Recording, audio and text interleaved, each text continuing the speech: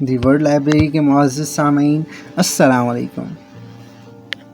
بہت عرصہ پہلے کا ذکر ہے، ملک یمن کے کسی شہر میں ایک بہت نیک اور شریف آدمی رہا کرتا تھا۔ یہ آدمی ایک ماہر درزی تھا۔ اس کے ہاتھوں کے سلے ہوئے کپڑوں کی شہر بھر میں دھوم تھی۔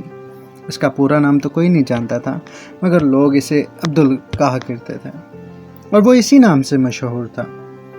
وہ زیادہ تر امیر خواتین کے لیے قیمتی ملبوسات تیار کرتا تھا، جو بہترین سلک اور بروکیٹ سے بنائے جاتے تھے۔ ان ملبوسات کے لیے وہ عام طور پر کپڑا بھی خود ہی خریدا کرتا تھا۔ ایک روز عبدل کپڑا خریدنے کے لیے مارکیٹ گیا۔ جس کپڑے کی تلاش میں وہ اس مارکیٹ پہنچا تھا، اس کپڑے سے اسے ایک امیر تاجر کی بیٹی کے لیے شادی کا لباس تیار کرنا تھا۔ کافی دیر مارکیٹ میں گھومنے کے بعد اسے دلہن کے لیے لباس کے لیے قیمتی بروکیٹ کا ایک کپڑا پسند آیا۔ اس نے کپڑا خرید کر اپنی ہتھ گاڑی میں رکھ لیا۔ یہ ہتھ گاڑی لکڑی سے بنے ایک ٹرالی نما چیز ہوا کرتی تھی، جس میں لوگ اپنا سامان خرید کر رکھتے تھے۔ ہتھ گاڑی میں کپڑا رکھنے کے بعد عبدل اپنی پسند کا کوئی دوسرا کپڑا تلاش کرنے لگا، مگر جب وہ دوسرا کپڑا خرید کر اپنی گاڑی کی جانب مڑا تو اپنی جگہ سے غائب تھی۔ عبدل نے ہر طرف اپنی گاڑی ڈھونڈی، مگر اس کا کہیں نام و نشان نہ تھا۔ وہ خوب چیخا، چلایا، راہ چلتے لوگوں سے پوچھا، مگر کوئی اس کی گاڑی اور اس پہ رکھے قیمتی کپڑے کے بارے میں نہیں جانتا تھا۔ چور کی خبر مارکیٹ سے ہوتی ہوئی شہر بھر میں پھیل گئی۔ کچھ ہی دیر بعد ایک شخص اس چور کے بارے میں باتیں کر رہا تھا کہ آخر یہ کام کس کا ہو سکتا ہے۔ عبدل کو اداس اور پریشان دیکھ کر اس کے چند دوست شہر کے مشہور قاضی عمر کریم کے پاس پہنچ گئے۔ عمر کریم کے انصاف کا چرچا دور دور تک تھا۔ وہ حیرت انگیز طور پر مشکل سے مشکل مقدمے کا حل ڈھونڈ نکالتا تھا، لہذا اس کی ذہانت کے سب قائل تھے۔ عمر کریم نے عبدل کو عدالت میں بلوایا اور اس کی زبانی چور کی پوری تفصیل سنی۔ ساری باتیں انتہائی غور سے سننے کے بعد قاضی عمر کریم نے ان تمام لوگوں کو عدالت میں پیش ہونے کا حکم دیا جو چوری کے وقت عبدل کے ساتھ مارکیٹ میں موجود تھے۔ اس مارکیٹ کے دکانداروں کے ساتھ ساتھ عام خریدار بھی شامل تھے۔ جب تمام لوگ عدالت میں پہنچ گئے تو قاضی عمر کریم نے عدالت کی کارروائی شروع کی۔ کارروائی شروع کرنے سے پہلے اس نے اچھی طرح اس بات کی تسلی کر لی کہ تمام افراد وہاں پہنچ گئے تھے۔ سب لوگ عدالت کے کمرے میں ادب کے ساتھ خاموشی سے بیٹھے تھے، کیونکہ وہ سب قاضی کا بڑا احترام کرتے تھے اور جانتے تھے وہ اس وقت مقدمے پر غور و خوض کر رہا ہے۔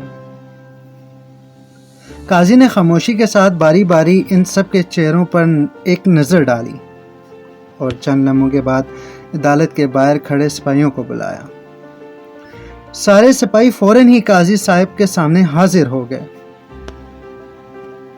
قاضی نے ان سپاہیوں کو حکم دیا کہ مارکیٹ کے باہر چوک میں لگے محافظ سپاہی کے مجسمے کو گرفتار کر کے یہاں لاؤ، کیونکہ اس نے اپنی ڈیوٹی انجام نہیں دیا۔ اس کی موجودگی میں یہ چوری کیسے ہوگی؟ تمام سپاہی حیرت سے قاضی کا منہ تکنے لگے۔ بالآخر ان میں سے ایک نے ہمت کر کے کہا، جناب، آپ ایک پتھر کے مجسمے کو گرفتار کرنے کا حکم دے رہے ہیں؟ ہاں، قاضی نے فیصلہ کن لہجے میں کہا، فوراً اس حکم کی تعمیل کرو۔ سپاہی حکم کی تعمیل میں روانہ ہو گئے اور چوک میں نصب محافظ سپاہی کے مجسمے کو رسیوں سے باندھ کر عدالت میں اٹھا لائے۔ عدالت میں موجود لوگ مجسموں کو رسیوں سے جکڑا دے کر ہنسنے لگے اور ایک دوسرے سے سرگوشیاں کرنے لگے۔ شاید قاضی پاگل ہو گیا ہے، خود عبدل کو بھی بے اختیار زور سے ہنسی نکل گئی۔ اس کو ہنستا دیکھ کر دوسرے لوگ بھی بلند آواز میں ہنسنے لگے۔ ان سب کی ہنسی روکے نہیں رک رہی تھی۔ قاضی چند لمحوں تک خاموشی کے ساتھ سب کو دیکھتا رہا، پھر وہ اپنی جگہ سے کھڑا ہو گیا اور بلند آواز میں حکم دیا، خاموش! عدالت کی کارروائی شروع ہو چکی ہے۔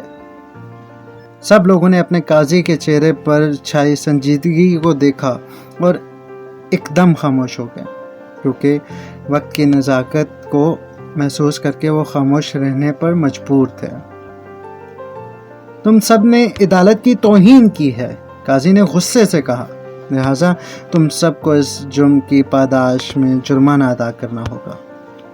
اب تمام لوگ اپنی اپنی گردنیں جھکائے خاموش بیٹھے تھے کہ قاضی ان کے لیے کیا سزا تجویز کرتا ہے۔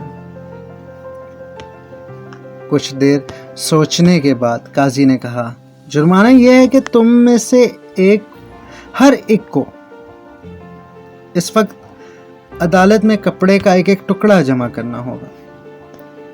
عدالت میں موجود تمام لوگوں نے سکون کی ایک سانس لی۔ کپڑے کا چھوٹا سا ٹکڑا دینا تو کوئی اتنی بڑی بات نہیں تھی۔ عدالت کے سپاہی ہر ایک شخص کے پاس جا کر کپڑے کا ٹکڑا وصول کرنے لگے۔ کسی نے اپنے لباس کو پھاڑا اور کسی نے اپنا رومال جرمانے میں پیش کر دیا۔ عبدل درزی غور سے اس تمام کارروائی کو جائزہ لے رہا تھا، لیکن اس کی سمجھ میں نہیں آ رہا تھا کہ یہ سب کیا ہو رہا ہے۔ مگر پھر اچانک وہ چلایا، یہ میرا کپڑا ہے۔ اس کی نظریں ایک شخص کے ہاتھ میں دبے بروکیٹ کے ایک ننھے سے ٹکڑے پر جمی ہوئی تھی، جسے وہ سپاہی کو پیش کرنے جا رہا تھا۔ یہ اسی کپڑے کا ٹکڑا تھا جو میرے پاس سے چوری ہوا تھا، عبدل نے کہا۔ دکاندار نے مجھے بتایا تھا کہ اس ڈیزائن کا کپڑا کہیں اور نہیں ملے گا، کیونکہ اس کا ایک دوست چین سے ایک ہی سوٹ کا کپڑا لایا تھا۔ اس کا مطلب یہ کہ ہم نے چور کو تلاش کر لیا ہے، قاضی عمر کریم نے سنجیدگی کے ساتھ اعلان کیا۔ چور سر جھکائے خاموش کھڑا تھا۔ اب تمہیں اس چوری کی سزا سنائی جائے گی۔ قاضی چور سے مخاطب ہوا، اور اس محافظ سپاہی کے مجسمے کو اس کی جگہ واپس پہنچا دیا جائے گا تاکہ وہ تم جیسے مجرموں کو پکڑنے میں ہماری مدد کرے۔ قاضی کے ان الفاظ کے ساتھ ہی سپاہی اس مجسمے کو اٹھا کر لے گئے اور اس کو صحیح جگہ پر رکھ دیا۔ کہتے ہیں مجسمے کے گرد کچھ بوسیدہ رسیاں بندھی ہوئی دیکھی جا سکتی ہیں۔ تو ناظرین، یہ تھی ہماری آج کی ویڈیو۔ امید ہے ہمیشہ کی طرح آپ کو ہماری آج کی ویڈیو بھی پسند آئی ہوگی۔ نئی آنے والی ویڈیو تک اپنا اور اپنے پیاروں کا خیال رکھیں۔ اللہ حافظ۔